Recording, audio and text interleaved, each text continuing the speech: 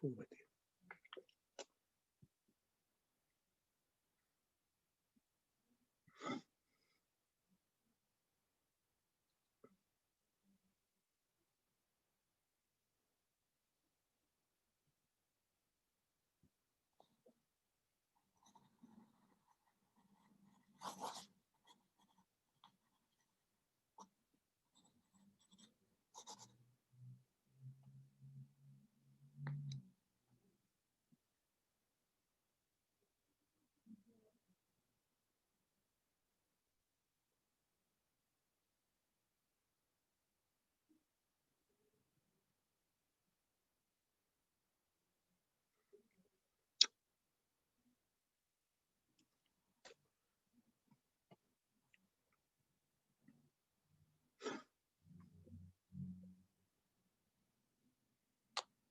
Good afternoon, everyone in the Americas, and good evening to those of you in Europe, and a very late good evening to those in Israel, and a good morning in Australasia. We have an amazing response from around the world for a series called Jew Hatred Exposed, which the Wiesenthal Center, along with its Museum of Tolerance and in partnership with Club C, have putting together for you in the course of the next few weeks. Today, our first session is how anti-Semitism became anti-Zionism. We have three amazing individuals who bring scholarship and frontline experience from the wars, from the battle against history's oldest virus, anti-Semitism, who have a lot to share with you. The format, we'll be hearing first from Mr. Mark Weitzman, followed by Dr. Jaya Pearl, and then Dr. Jaya Pearl, each of whom will have an opening statement. We'll then have a number of questions from the moderator, myself, and we'll have the lines open to you to send your questions in for this session. For those of you who have friends and colleagues who will want to also view these proceedings, we hope to have that up online in a matter of a few days. So let's get right to it. Our first presenter today, my friend and colleague, Dr. Mark Weitzman, who is Director of Government Affairs for the Simon Wiesenthal Center. He's based in New York. That means he's also a representative at the United Nations in New York. He's also been an official member of the United States delegation from the State Department to the International Holocaust Remembrance Agency that has produced an amazing and important and definitive definition of anti-Semitism. Followed by Mark will be Dr. Jaya Pearl, who is the head of Club Z, and Dr. Jaya Pearl will be our third presenter, and I will give a more formal introduction to those two speakers in a few moments. For starters, I turn over the portal, if you will, to Mark Weitzman. Thank you, Rabbi Cooper. It is really an honor to be part of this panel with such distinguished speakers and colleagues and friends. And I thank you for the opportunity to speak to everybody out in the audience as well. I only have a few minutes to make my remarks, and I want to sort of concentrate on why Rabbi Cooper mentioned my efforts in terms of helping initiate and working definition of anti-Semitism. And I really want to kind of explain the necessity and the importance of this effort. To begin with, FBI statistics for the last year available, 2019, showed that in the area of hate crimes based on religion, 60%, over 60% of the crimes reported were motivated by anti-Jewish bias. The next highest number, 13.2%, were victims of anti-Muslim bias. So overwhelmingly in the United States, per religion, Jews were the most heavily targeted number of victims in hate crimes. And even other surveys show that 9 out of 10 Jews in the US feel that anti-Semitism is a significant problem and has increased greatly in the last 5 years.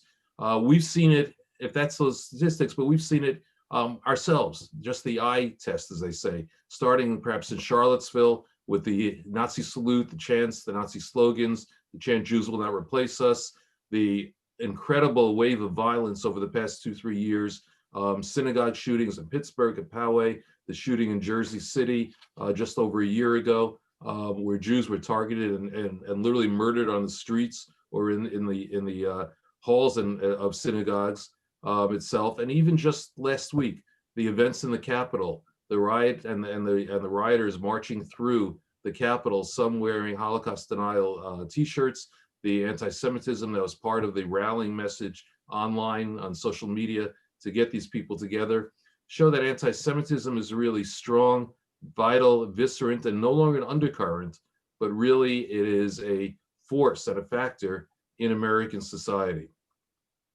And that one of the shocks and one of the reasons that was such a shock, and I was talking to somebody in a congressional staffer last week who said that the sight of people walking through Congress with signs or sweatshirts with slogans that denied the Holocaust and distorted the Holocaust was something because essentially after the Holocaust, anti-Semitism had become repudiated by the political mainstream in the US and Europe. And a high UN official in a report on anti-Semitism to the General Assembly last year said that anti-Semitism was toxic to democracy. So we had this consensus that anti-Semitism was bad, and that consensus was shattered over the past few years. So it's agreed that we need to fight it, not just to protect us as Jews, but to protect our democracies as well. So the question is, how do we fight it? And the first question, how to fight it, is how to define it. Because it's not so simple. You have someone like Louis Farrakhan who made a speech in which he called Jews satanic Jews, and in the same speech denied being anti-Semitic. You have in the University of Illinois, for example, mandatory diversity training that glorified terrorists who were literally in groups and organizations defined as terrorists by the US government and yet held up as positive figures, or the equation of Jews and Zionists with Nazis. In Europe, where the wave of anti-Semitic violence has been even greater over the past decade, you had cases where, for example, a synagogue was firebombed in the city of Wuppertal in Germany in 2014, and despite in protest of the events in Gaza, and despite the arrests and the clear evidence against and the confessions of the perpetrators of that crime, 2 German courts threw out their conviction on the grounds of hate crimes, on the grounds that it was protected political speech. So you have a fuzziness, or people not being sure what anti-Semitism really is. As Rabbi Cooper mentioned, I've been involved for 20 years since it began with the International Holocaust Remembrance Alliance, which is 34 nations now, composed of academics, experts in museums, research, education, memorials, and so on, along with diplomats. It's the only intergovernmental organization that deals specifically with Holocaust and with anti-Semitism. And we decided, sitting around the table a number of years ago, we realized that we were not necessarily meaning the same thing when we talked about anti-Semitism. So I introduced this definition, the text of this definition. It took 5 years to get it through because every country has to agree. That operates by consensus, Ira, and that means every country has to agree before anything can be formally adopted and officially adopted. And as you can imagine, with 34 countries coming from, mostly in Europe, countries where anti-Semitism has been extraordinarily high in the past and is still evident in the present, it was not a simple matter, but we got through with it. And it is non-legally binding. It is basically a description. You can find it on the International Holocaust Remembrance Alliance website. It's a description of anti-Semitism, summation, followed by 11 concrete examples to give flesh to it. And the examples are both traditional anti-Semitism that include ideas of Jews as bloodsuckers or Christ killers, or what the traditional themes were, along with a number that relate specifically to Israel and how Israel today has become the focus of a lot of anti-Semitic attacks and targeting of Jews. And it talks about how not just Jews are being targeted as Jews, but as representatives of Israel, even if they were not necessarily so. And it's been adopted since then by 34 countries, by 28 countries have subsequently adopted it. And it created an international consensus around the meaning of anti-Semitism, given how much social media has broken down national boundaries and borders, and how the language of anti-Semitism is transmitted virally around the world. It's more than ever the importance of having an internationally accepted consensus on what anti-Semitism is more important now than ever. It has That, been adopted by the United States State Department. It has been adopted by the Department of Education and helping as a tool to help identify what might be anti-Semitic hate crimes on campus. That was the basis of President Trump's executive order, December 2019, in which he adopted the definition for that purpose.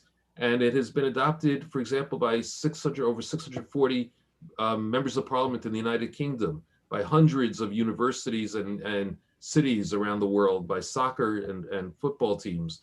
And the idea is simply that it sets a standard, a bar in which we can know what anti-Semitism is, and then we can begin to take concrete steps about it.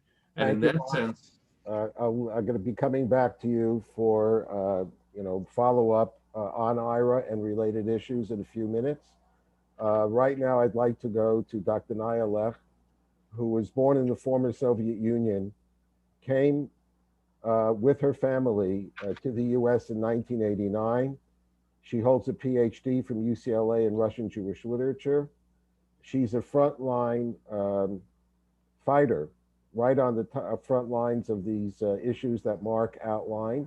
She's currently Director of Education for Club Z, a national Zionist institute and advocacy movement. In her role, Dr. Left has developed an innovative approach to teaching the Arab-Israeli conflict, as well as equipping teens with tools to identify and combat anti-Semitism.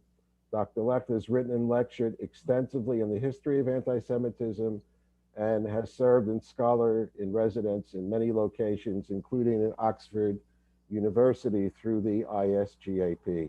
My pleasure and honor to ask Dr. Lech to give us a frontline report about what's going on campuses, and how young do we have to start if we're parents to be concerned about what our kids will be hearing. Dr. Lech. Thank you so much for having me, Rabbi Cooper. And I too am extremely honored to be sharing this virtual stage with Mark Weitzman and Dr. Pearl. I think it's really great that I'm actually following Mark's comments, because they really give you a very good top-down approach of the problem. And what I would like to offer is more of a bottom-up approach, meaning what is actually happening on the ground as I see it with my students and the many students that I encounter. So look, it used to be that we thought that the epicenter of anti-Semitism, especially anti-Zionism, which is, I argue, today's most powerful form of anti-Semitism, is to be found on college campuses. And that is no longer true. Unfortunately, the hate, the Jew hatred is now in high schools. And at Club Z, we actually did our own survey among about 150 teens, American Jewish teens, to get the pulse on what they're experiencing. And we found the results were that 1 out of 3 teens does not feel comfortable saying that they are a Zionist in school. Likewise, they will not post on social media that they are a Zionist. Another important statistic or data point is that 67% of our students encounter anti-Israel bias in the classroom, usually in social studies classes and sometimes even literature classes. And coming from this, from my position of somebody who has been studying anti-Semitism, I ask why. Why is this happening? Why did this occur? And I think not only is it an issue of definition, but it's an issue of educational approach. And I think, unfortunately, we've done a grave malpractice, if you will, in education by universalizing anti-Semitism, by not treating it as its own phenomenon, as its own virus, if you will, with its own unique DNA structure.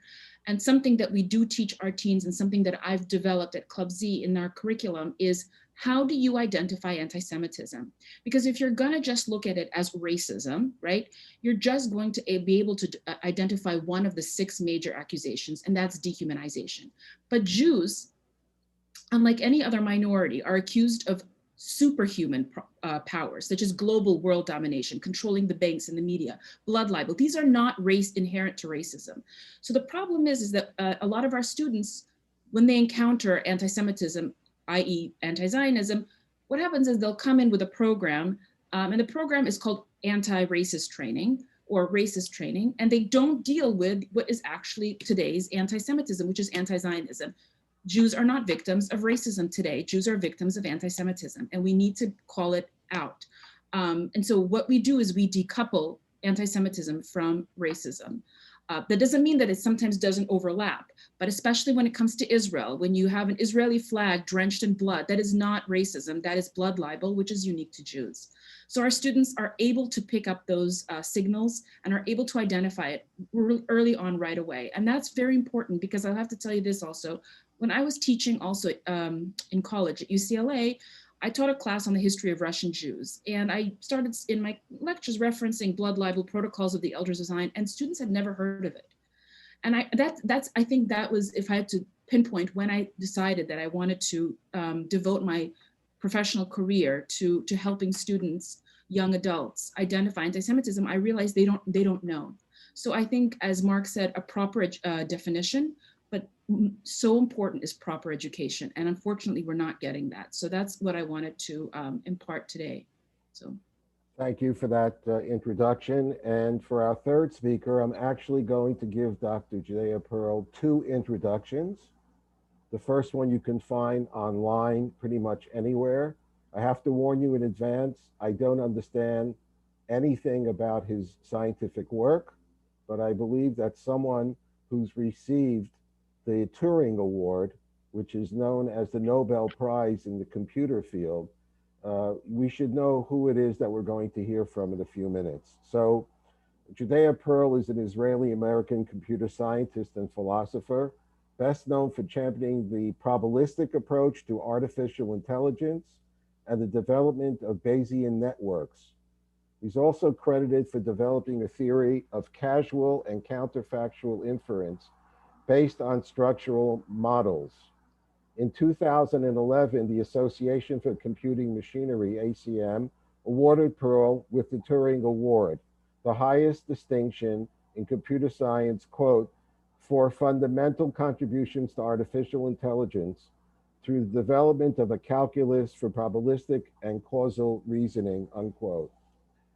Which means, had it not been for a horrific experience in the life of Dr. Pearl and his wonderful wife, Ruth, when their son, Daniel Pearl, the great renowned journalist in the Wall Street Journal, was kidnapped and murdered, we probably would have met occasionally, perhaps at a Hillel event on the campus of UCLA. But Dr. Jaya Pearl has emerged over these years as an amazing teacher and role model, first and foremost for Jews, but beyond that, for everyone on campus, and someone who was pursued through the Daniel Pearl Foundation of identifying and empowering moderates in the Arab and Muslim world. He's been doing this for years, and with, I think, a degree of success. When he was asked at one time why he stayed involved after everyone else went home, after the Kaddish and after the Shloshim and after the yard site, why did Dr. Pearl stay involved? He said the following: hate killed my son, therefore I am determined to fight hate. A great scientist, a great American, a great Israeli, and a tremendous mensch, person who I look up to, and whose counsel I seek, and would be a much better professional at my job if I listened to more often. But it's a distinct privilege to ask Dr. Jaya Pearl to dive right in and share his perspective with the international audience. Dr. Pearl. Thank you very much, Rabbi Cooper, for this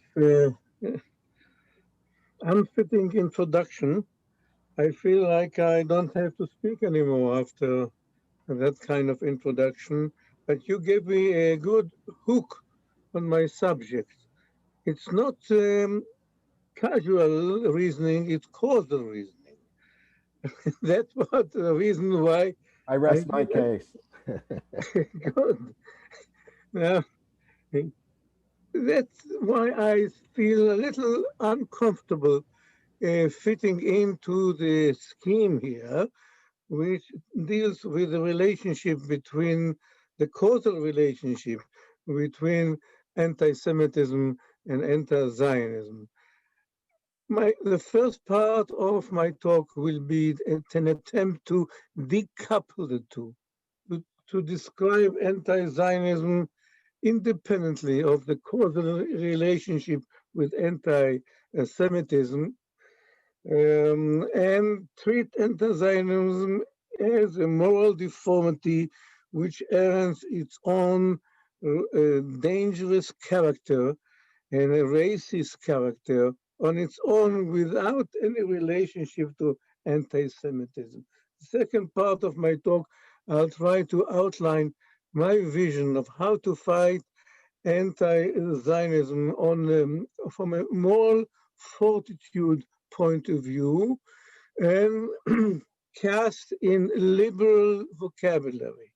And the third part, I'll try to borrow ideas from fighting anti-Zionism into the campus environment with which I'm more familiar. That is UCLA and some of the campuses around it with which I had some contact. So let me start with decoupling the causal connection between anti-Semitism and anti-Zionism. It's obvious that the two are causally related. If anti-Semitism regards Jews as a second-class human being, defective class of human being, so obviously Jews do not deserve a state. So the relationship going from anti-Semitism to anti-Zionism is obvious. And it goes the other way also. If if Israel is indeed guilty of being the source of all evil in the world, and if it is the main obstacle to peace in the world, then by statistical counting alone, Jews are suspect of supporting Israel. And by statistical reasoning alone, Jews should be marginalized on campus, suspect on campus, not given the same treatment as as non-Jews. So the relationship is obvious. What is not so obvious is the degree to which it evolved. Just yesterday in John Hopkins University, a teaching assistant asked innocently an ethical dilemma. Okay, when I grade Zionist students' exams, should I give them full points or should I take some points down on account of them being supportive of ethnic cleansing? And the crowd, and with social media, roared back and say, fail them, fail them. This is a degree to which anti-Zionism today has penetrated the mindset of university environment. So what is my method of fighting anti-Zionism? First, in parallel with the legal part that Marcus talked about, the legal essence of anti-Semitism, we need to fight to move the fight from the legal domain into the moral arena. And here we should fight from a moral fortitude rather than moral victimhood. The Jewish community today is split into two parts. Those who see Israel as a God-promised land, and those who see Israel as an embarrassment, or if not a disaster. The first is normally we can find in Orthodox or some conservative synagogues. Second one is a characteristic of a liberal part or progressive part of the Jewish community. And I want to introduce a third component to the Jewish community, the liberal pride. My grandson go to Berkeley Synagogue. And the rabbi there refused to chant the blessing for Israel. Barech et Medinat Israel. Okay? Reshit Smichat Geulatenu, the beginning of our redemption. Why? Because Israel for him is an embarrassment. And we should turn the table around and say Zionism is the most noble enterprise that took place in the 20th century. Why? Because Israel is an embodiment of a unique and inspirational and universal idea that we can share and we can contribute to the liberal community in their term, in their own vocabulary. It's the idea of auto-emancipation. It's the name of the booklet published in 1881, I believe, by Leon Spinsker, but it resonates today as much as it did in 1881. Where else can you find a scattered tribe of middlemen, of paupers, lifting itself from the margin of history to become a world center of art and science and business enterprise? Where else such a miracle does not happen every day, and this is what we can teach the rest of humanity, including the rest of the liberal community. From that idea of self-worth, we should be able to defend it. And the first, the first litmus test, whether you have a self-worth or not, is whether you are willing to defend it. And you're only being respected to the degree to which you are willing to defend your honor and your worthiness.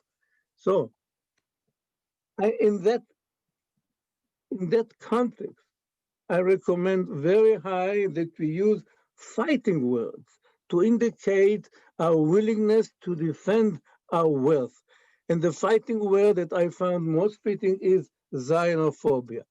We have to be able to attack our accusers and our detractors uh, for the evil that they represent, for the moral deformity that they represent. So the use of the word xenophobia means there is something wrong with you if you deny my people the right to a homeland. There is something basic, liberally speaking, yeah, something basically wrong with your mental architecture. And that's fighting words. I'm trying for the past few years to get it to the vocabulary of every Jewish writer, every pro-Zionist. Still, I cannot declare success. Um, and why is it so important? Because we have, once you have this attitude and moral fortitude, then you find every accusation that they roll onto you to be an invitation to expose the weakness of the accuser. I find extremely uh, uh, opportunistically. I am enticed, and I feel very comfortable when I'm accused of things like colonialism, Nakba, and apartheid, and indigenous people and white settlers. For me, it's an invitation to show the weakness of the accuser. And my favorite, of course, is colonialism.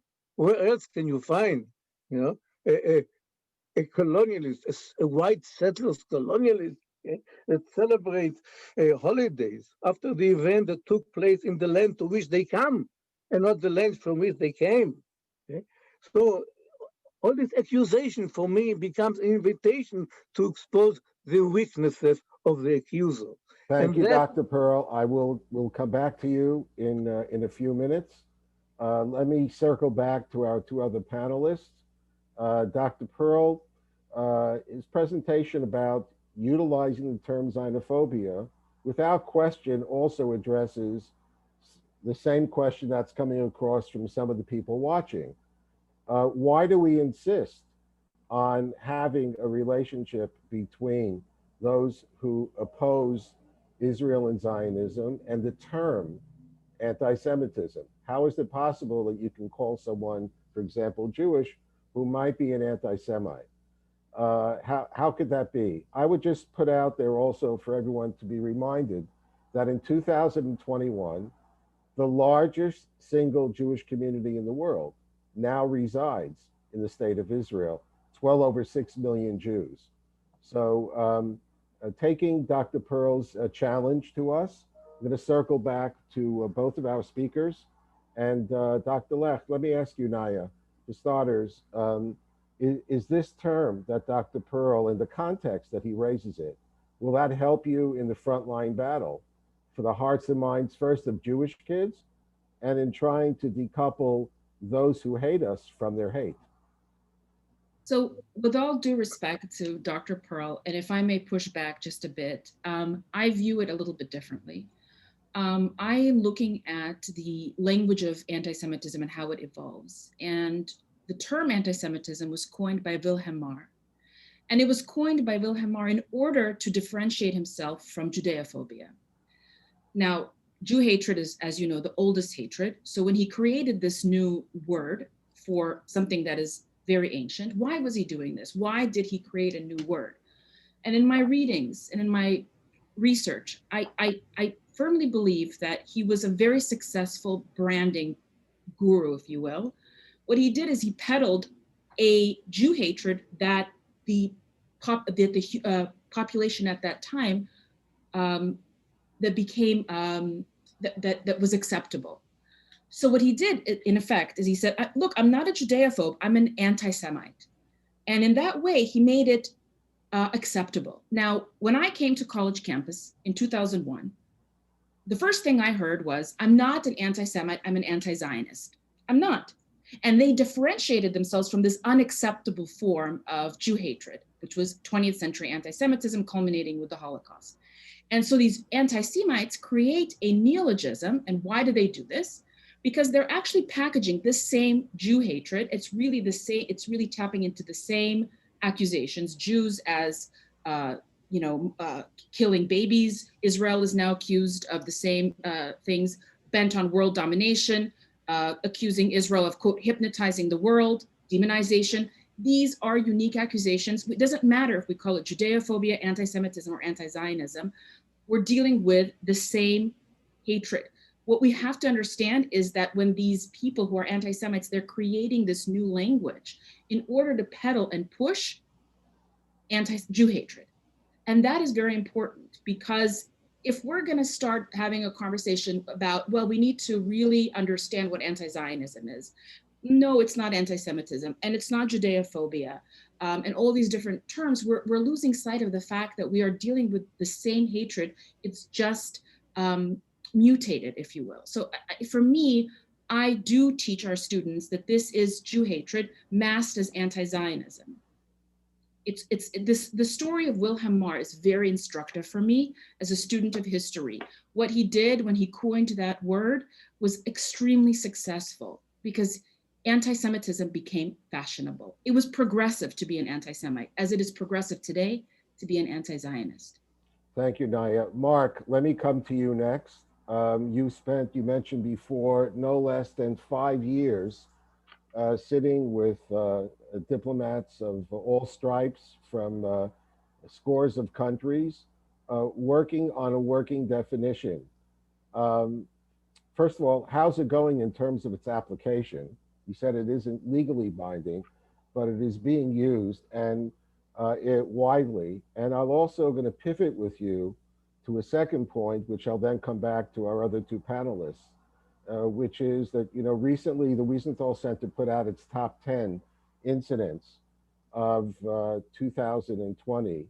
And many of those were directly linked to anti-Zionism, to BDS, and to pushing back, especially in Germany and on American campuses, and pushing back against the very definition of anti-Semitism that you and your diplomatic colleagues worked and toiled so hard to reach.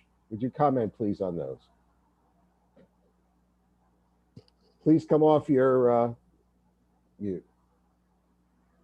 Okay, so I'll try to keep this very brief. So first of all, if I can just begin where I think Naya left off with the Wilhelm Marr, I think it's important to note, and Naya kind of touched upon it at the end, that what Marr was doing was using the language of the popular intellectual current of the time, which was social Darwinism, et cetera, and creating this sort of false taxonomy of races and including anti-Semitism there, differentiated from the popular street element Jew hatred that was out there. He wanted to give it a higher intellectual sheen and gloss.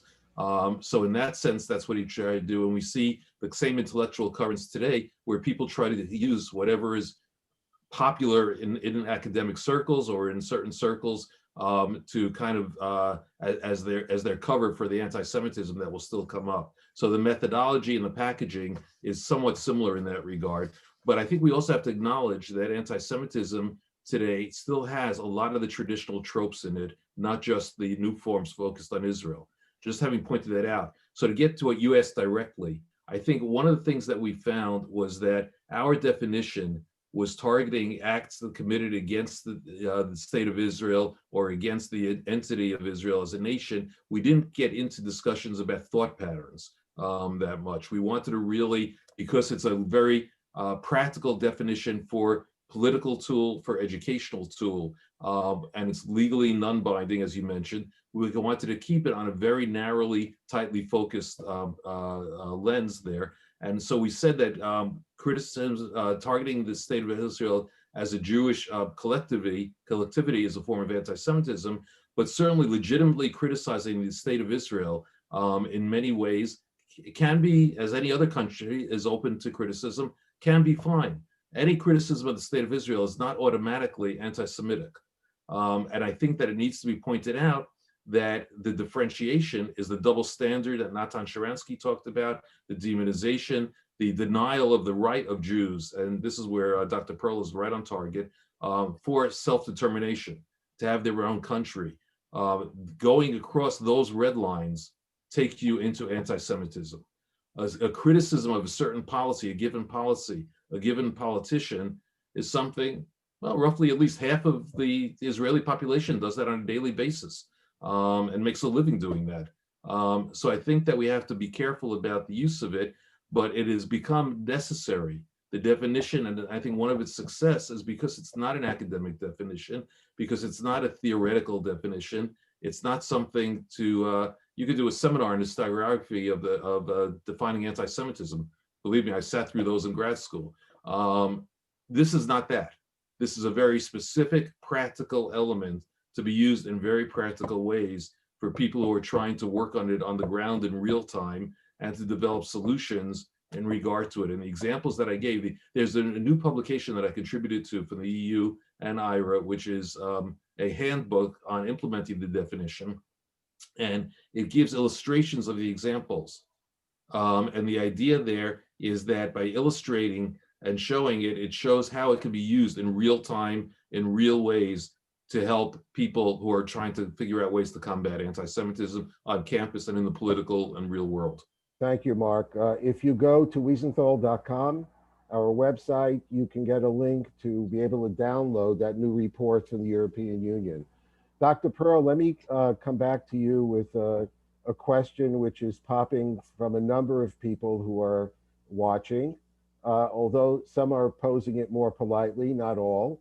They're basically saying is that what all three panelists are trying to do is to cover for Israel's crimes and to silence legitimate concerns of Palestinians and others who are criticizing the Jewish state by staining them with the accusation of Judeophobia, anti-Semitism, Jew hatred. What would you respond? I'm sure you've heard it directly on campus. What would you just respond to the people who are watching, who've either heard it or believe it?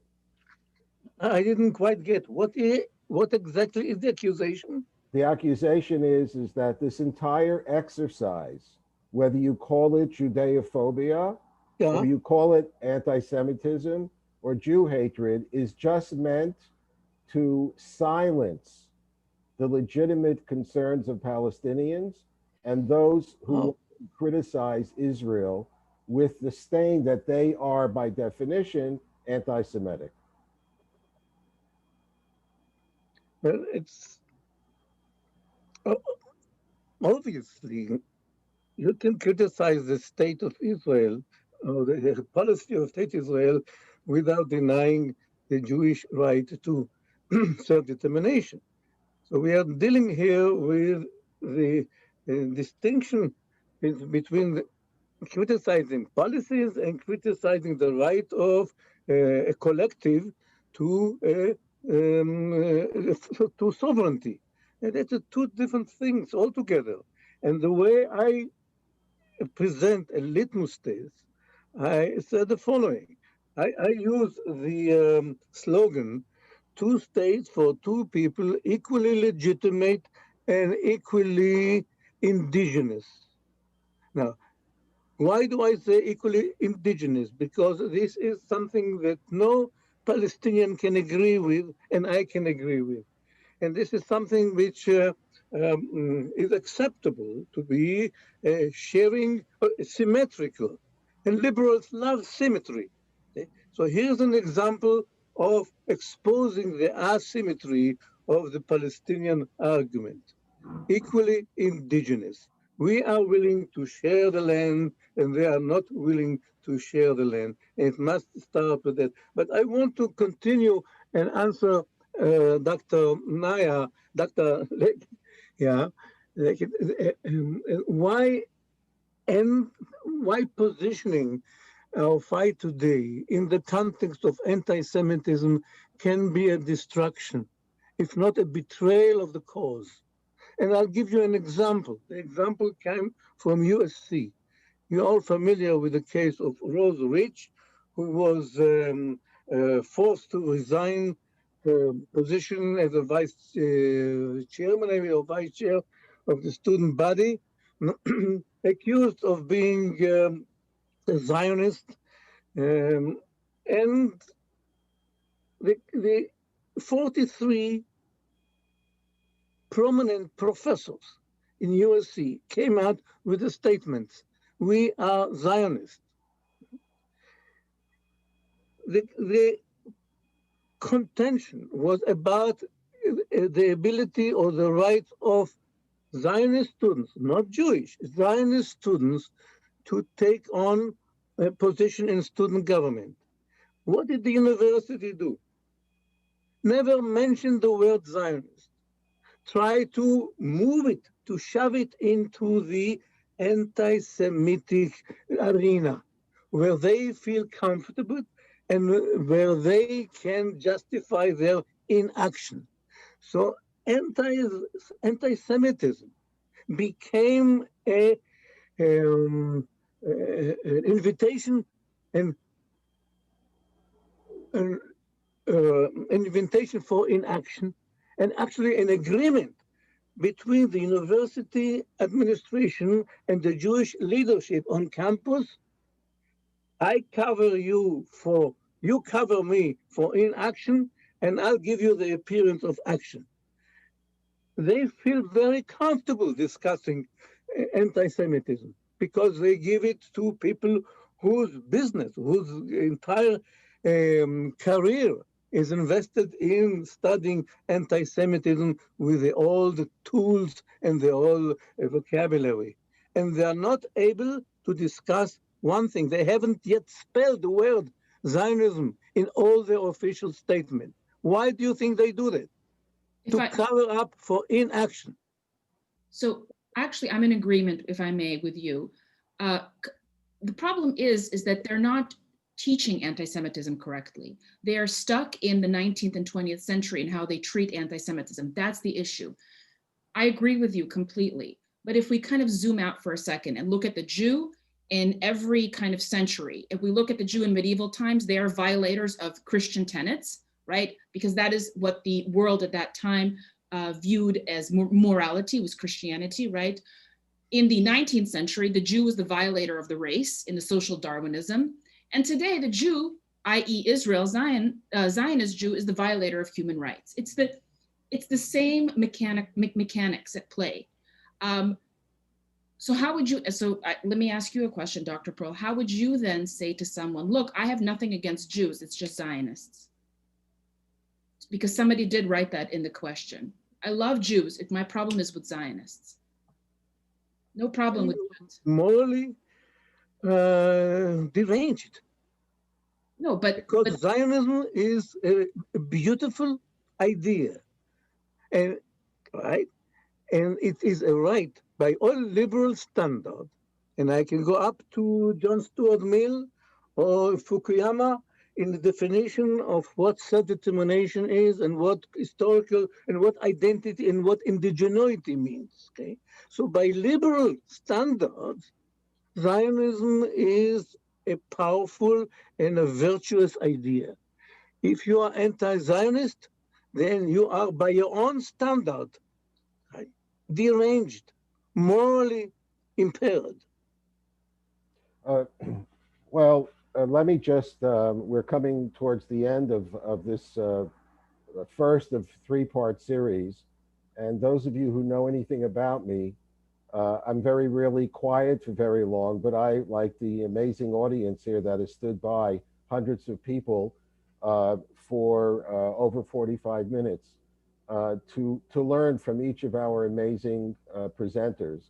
I'd like to weigh in following up a little bit what Dr. Pearl just said. The price to be paid for those who, when they hear the word Zionism, see racism, see illegitimacy, see apartheid, see every evil in the world. The price for that kind of, you used the term, derangement, is quite far-ranging. If you go to wiesenthal.com and you download our top 10, which you'll see on our website, you'll also be able to link through to the letter that the USC professors wrote, 43 of them who signed it as proud Zionists. You'll be able to see a great deal of other examples.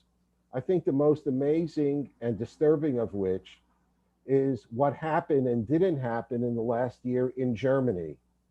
For the last 12 months, the leading, probably 24 at least, cultural institutions in Germany met secretly once a month for a year with the assistance of the third-ranking member of the Foreign Ministry of Germany to plot how they could push back against the Bundestag vote that defined BDS as anti-Semitism.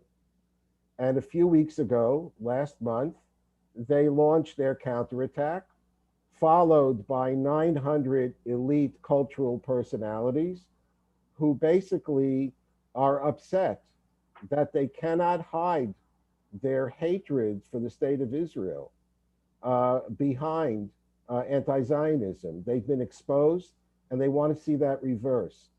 So what's the price to pay? We understand in Israelis, Palestinians, Jews, Arabs, individually, we get that. But imagine that while all of this is taking place at USC, at University of Illinois, elsewhere, the state of Israel and the United Arab Emirates, Bahrain, Morocco, and now Sudan, along with 2 or 3 other Muslim states that are looking, have now signed what are really the Abrahamic Accords that brings about a renewal of relationship, of warm relationships between cousins who've been distraught and distracted and worse for a very, very long time. Germany happens to be centrally placed to help that kind of warm peace grow, especially in the cultural domain. So what if we had, in the last 12 months in Germany, instead of the brain trust that they have in impacting on European and global culture and helping to reach out further to Israelis and Arabs and Muslims in their own country and beyond, and sort of deepen the roots of peace and coexistence and mutual respect. They were busy following the anti-Zionist creed and how they could resurrect it from the garbage heap, the political garbage heap in Germany. Um, I want to thank our three presenters today, Dr. Jaya Pearl, Dr. Naya Lech, Mark Weitzman from the Simon Wiesenthal Center, for a very powerful and lively discussion. You can tell for sure it's a Jewish discussion because, unlike in the days of Joseph Stalin, or if you visit North Korea or communist China today, when you know what the votes are going to be before there's even a discussion, the Jewish way is always to discuss and again and again and to question. And I hope, like myself, each of you out there also has learned a great deal from this three-way discussion from three crucial leaders in the fight for Jewish dignity and for the respect of the vision that the Jews have prayed for centuries, a return to Zion, and to understand that in the not only in the faith communities in the religious domain, but also in the cultural, political, and social domain. And we invite each of you to join us for the next presentation that will take place in February. I think it'll be shown on our screen momentarily. There it is on February 21st, 2021, and invite you to go to Club Z's website, as well as the Museum of Tolerance and the Simon Wiesenthal Center. We appreciate all of the questions that came in. We apologize that we haven't been able to get to every one of them, but I believe we've had an amazingly insightful and important discussion that moves forward our hope of defending the rights of Jewish students on campus and the rights of the Jewish people to pursue its destiny. Thank you to Dr. Pearl, Dr. Lech, and to Mark Weitzman, and good day from a lockdown Los Angeles, California. Thank you so much. Thank you. Thank you all for listening.